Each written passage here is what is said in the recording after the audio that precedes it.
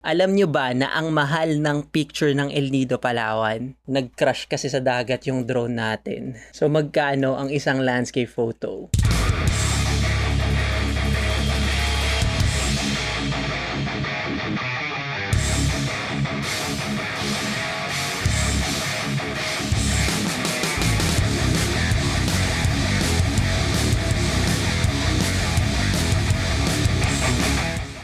What is up guys, Hate here and welcome to another video. Kakauwi lang natin, galing tayo ng El Nido Palawan at doon tayo nag-adventure at kumuha ng medyo marami-raming mga photos. Kung gusto nyo makita yung mga photos, ipopost ko na lang yun sa FB page natin. So abangan nyo na lang siya doon. Pero sa kasamaang palad, nag-crash yung drone natin at nag-crash itong Mini 4 Pro sa dagat. Kaya kasama to sa mga pag-uusapan natin ngayon. Bago natin pag-usapan kung magkano ba ang isang picture, pag-usapan muna natin yung mga risk sa pagkuha ng isang litrato na dapat i-consider mo din kapag magbibigay ka ng presyo sa isang picture.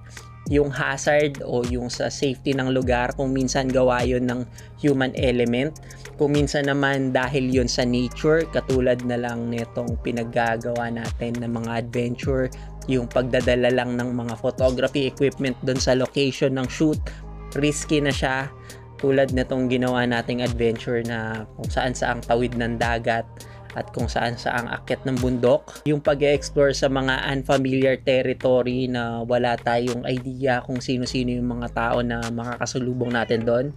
Pero so far sa El Nido, mababait naman yung mga tao na mga nakasalubong natin. Kaya wala naman naging issue sa human element. So ang naging risk lang talaga natin is yung pagta-transport ng equipment, tapos yung pag-ooperate din niya syempre. Pagdating sa pagpapalipad ng drone, syempre yung camera safety niya, syempre hindi siya pwedeng mabasa, lalo na kapag salt water. Kasi hindi naman talaga waterproof yung mga electronic equipment, maging drone man yan or camera. So yung risk ng pagta-transport niya, yun talaga yung pinaka malaking kailangan mong i-consider.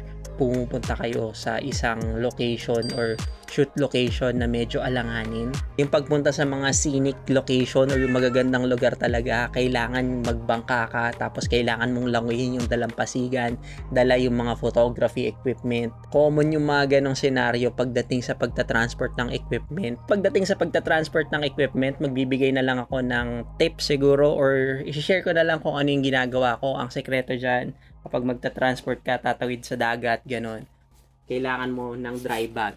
So ako, ang ginagawa ko, dalawang dry bag. So meron akong maliit na dry bag, tapos dito ko ilalagay yung mga camera, yung drone, yung mga batteries. Tapos itong dry bag na to, ipapasok ko siya dito sa mas malaking dry bag. Itong dry bag na to, medyo may kamahalan siya kumpara dun sa mga ordinaryong dry bag.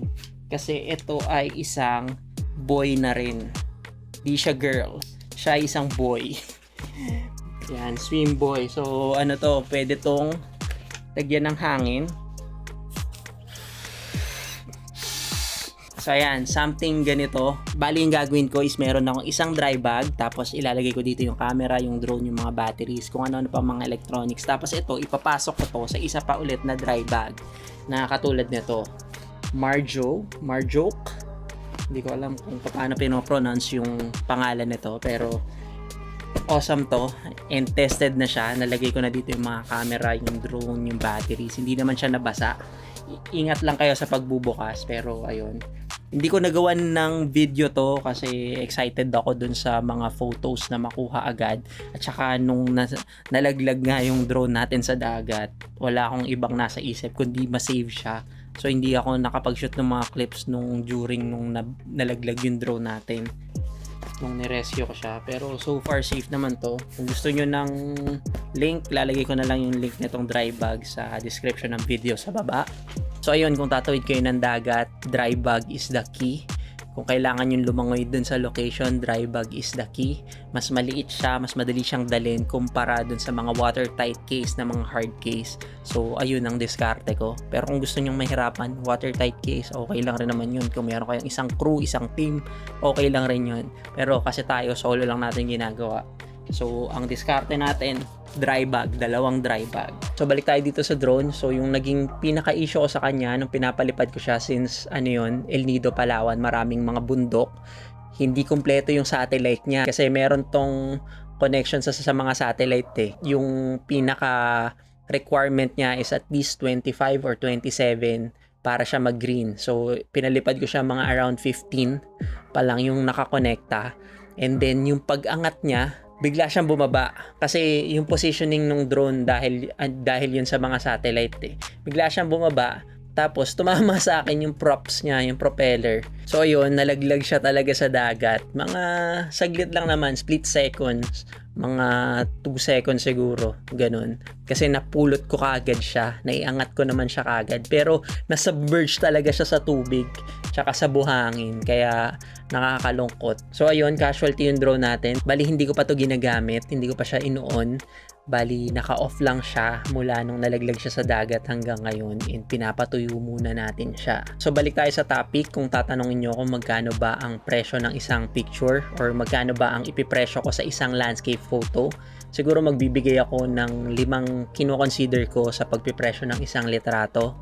Unang-una yung gastos o lahat ng expenses, yung pagpupunta ka dun sa lugar. Syempre yung mga airfare, yung accommodation, yung food, yung allowances mo, yung mga gastos na yon sa trip. Pangalawang dapat mo i-consider syempre yung safety ng lugar. Dapat nga una yung safety, pero pangalawa na lang siya. Syempre pag pupunta ka dun sa lugar, i-consider mo yung safety mo tsaka yung safety ng mga equipment mo. Pangatlo, syempre yung i-risk mo na equipment o yung mga dadalin mong equipment. Syempre may presyo yung mga equipment na yan, and consumable yan, hindi yan forever ayos, and then meron mga uncertain na mga pagkakataon na pwedeng magkaroon ng aksidente or ganon. So i-consider mo yun. Pangapat, syempre yung oras na i-invest mo sa pagpaplano, pagpe-prepare at yung pag-shoot. Syempre kailangan mo ring orasan yun, kailangan mo rin bigyan ng presyo yung value ng oras mo.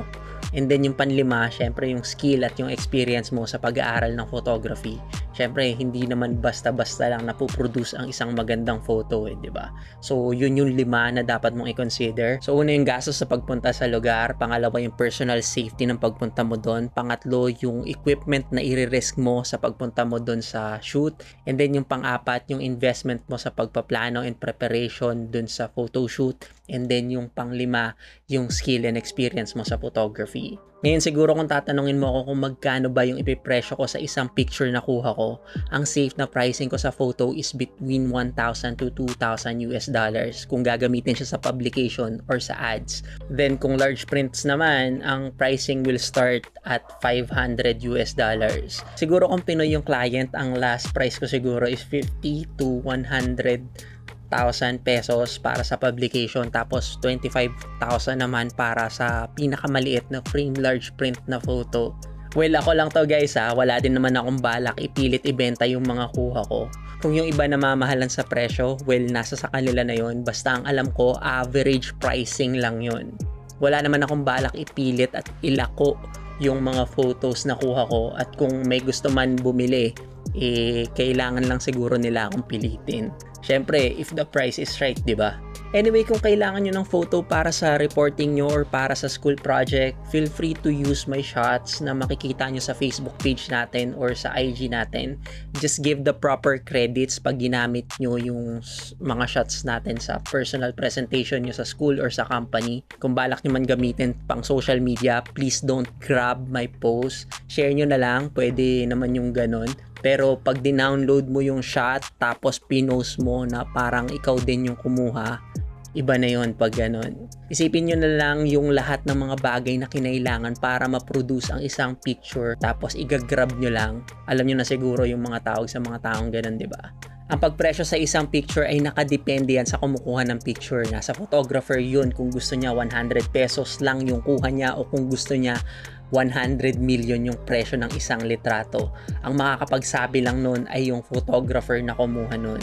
Bili nila kung gusto nila, or maghanap na lang sila ng ibang photographer na mas mura. And pwede rin naman na sila na lang magpicture kung sa tingin nila is madali lang naman kunan yung mga ganong klaseng picture, di ba? Libre lang naman din mag-aral ng photography, lalo na dito sa YouTube.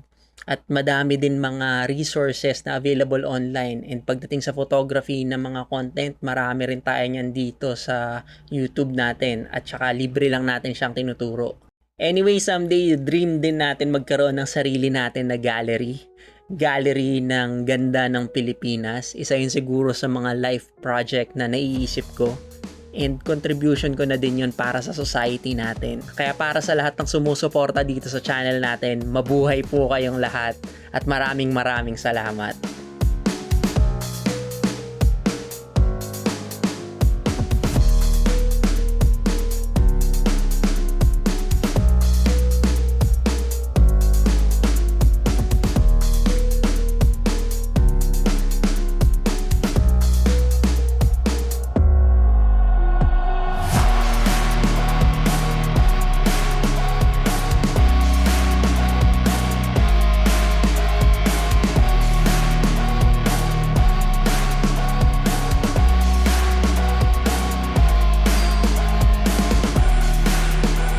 So ngayon, nasa process tayo ng pagpapatuyo nitong drone natin. So gagawa natin to ng separate video kapag papaganahin na natin siya. And sana gumana pa siya after a week siguro or mga ilang days, mga 4 to 5 days na pagpapatuyo sa kanya. Sana talaga gumana siya. So ilalagay ko muna siya ulit sa bigasan kasi doon siya dapat mahinog.